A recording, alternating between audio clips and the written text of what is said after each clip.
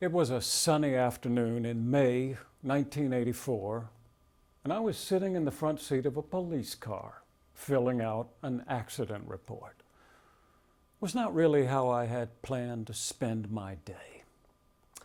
My wife, Christy, and I were on our way to Pawleys Island, South Carolina, to celebrate her graduation from college. We had just caught sight of the ocean and started across the bridge that connects the island to the mainland. There were people everywhere, fishing in the inlet, strolling across the bridge. I slowed almost to a stop and then heard the screech of tires behind me and felt the sickening crunch of someone else's car smashing into mine. And then another crunch as another car smashed into that one, a 3-car pileup on the Pawleys Island Bridge. Christy and I were both okay, but when I stepped out of the car, I saw a skinny, red-haired woman walking toward me with her fist drawn back. She shouted out a few choice expletives and offered to punch me in the face. "It was your fault," she screamed. "This whole thing was your fault."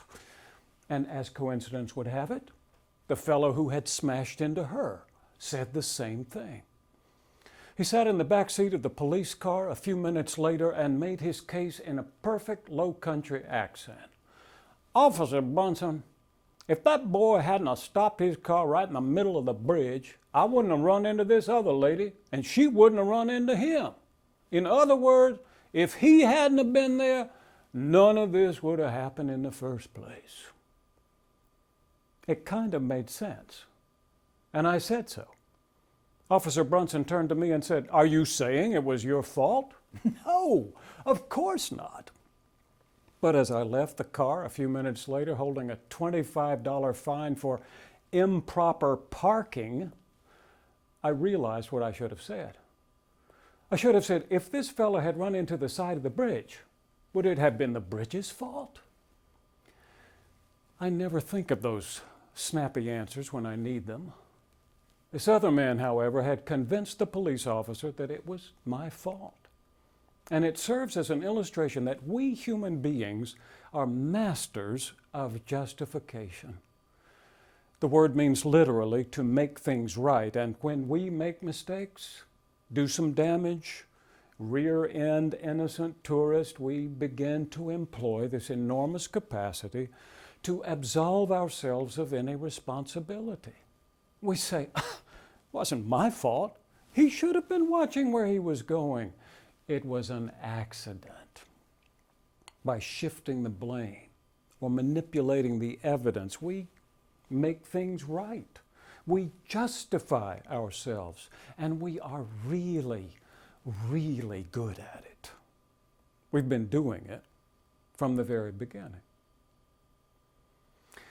So begins the story of David's adultery with Bathsheba, the most notorious sin in the Bible. It was the spring of the year, the writer tells us, the time when kings go forth to battle. But King David stayed home in Jerusalem. This is how sin begins for most of us. We don't plan it.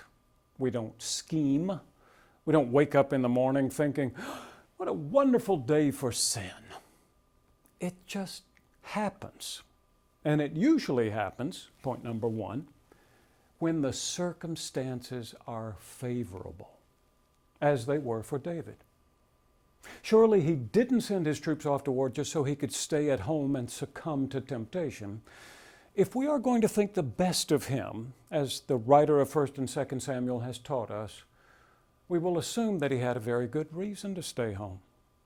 Maybe he was nursing an injury from a previous battle, a pulled calf muscle, a torn rotator cuff. Perhaps his personal physician had said, "David, I know how you love to mix it up on the battlefield, but this time you'd better stay home." And so, when all the other kings were going forth to war, David stayed home in Jerusalem. The circumstances were favorable for sin. It was under these circumstances that David took a walk on the roof of the palace, no doubt a part of his physical therapy. And there it happened, the writer tells us, that David saw from the roof a woman bathing, and the woman was very beautiful. Again, this is how it is for us. Even when the circumstances are favorable for sin, we don't usually arrange it. But in that setting, and this is point number 2, the opportunity may arise. And if it should, we will find that we are already vulnerable. David was bored and restless. He saw a beautiful woman bathing. He asked innocently enough, "Who is that?" Or maybe it wasn't so innocent. A recent article in the Christian Century explores the full range of sexual exploitation in the Bible, including David's exploitation of Bathsheba. Rape is not too strong a word for what happened in the king's private bedchambers that night. But that's not the way the author of 2 Samuel tells this story. As I said, he has taught us to think the best of David. And in his report, what happens appears to be almost an accident. Like the driver who glances up from his smartphone just in time to see himself collide with the car in front of him, David may have looked up later that evening to see Bathsheba, resplendent in her finest gown, her hair freshly coiffed, smelling of scented bath oils, coming toward him like something out of a dream. And like a character in a dream himself, David reached out to her, took her in his arms, and in his lust-drunken stupor, never heard the sickening sound of the collision. It was only when he woke up the next morning that he realized what a terrible accident had occurred. Without elaboration, the author of this story tells us that Bathsheba returned home. What happened after that was what happens after any accident. David worked hard to justify his actions, to make them right. And if anyone could do it, he could. He was a master of so many things. But we need to remember that this was no small sin. David had broken one of the 10 commandments, number 7 to be precise. But in his mind, the defense must have sounded something like this. Well, if it hadn't been for this injury, this never would have happened. If the doctor hadn't told me to stay home from the war, this could have been avoided. If that woman hadn't been out there bathing on the roof, and if she hadn't been so gosh darned beautiful, this whole thing might never have occurred. It wasn't my fault, really. It was an accident. But when Bathsheba sends word that one accident has led to another, that their one-night stand has resulted in her unwanted pregnancy, David has no choice but to try to cover his tracks. If you know this story at all, you know that David's attempts to hide his sin only make things worse. He invites Bathsheba's husband, Uriah, home from the war so he can spend some time with his wife, nudge, nudge, wink, wink, so that when she turns up pregnant, he will assume the child is his. When Uriah refuses on the grounds of solidarity with his fellow soldiers, David tries to break down his resolve with liquor, loosen him up in order to send him home to his wife.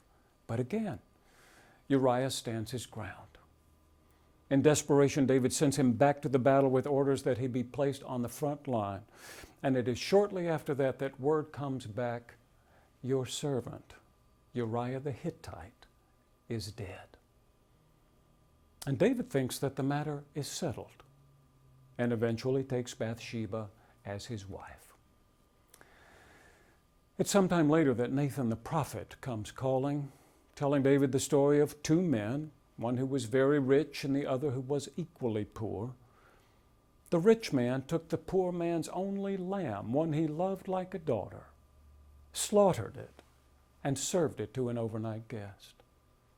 "Now," said Nathan, "what do you think a man like that deserves?" David was livid. He said to Nathan, "The man who has done this thing deserves to die." Nathan almost apologetic, answered, "You are the man." And in that moment, the full force of David's sin slapped him in the face, shocked him into silence. His heart broke like an egg. It was in this moment, we are told, that the words of Psalm 51 began to gather in David's mind. Words like, "Have mercy on me, O God. Blot out my transgressions." Words like, "Against thee, thee only have I sinned and done that which is evil in thy sight," although Bathsheba might have disagreed. Words like, "Wash me thoroughly from my iniquity and cleanse me from my sin."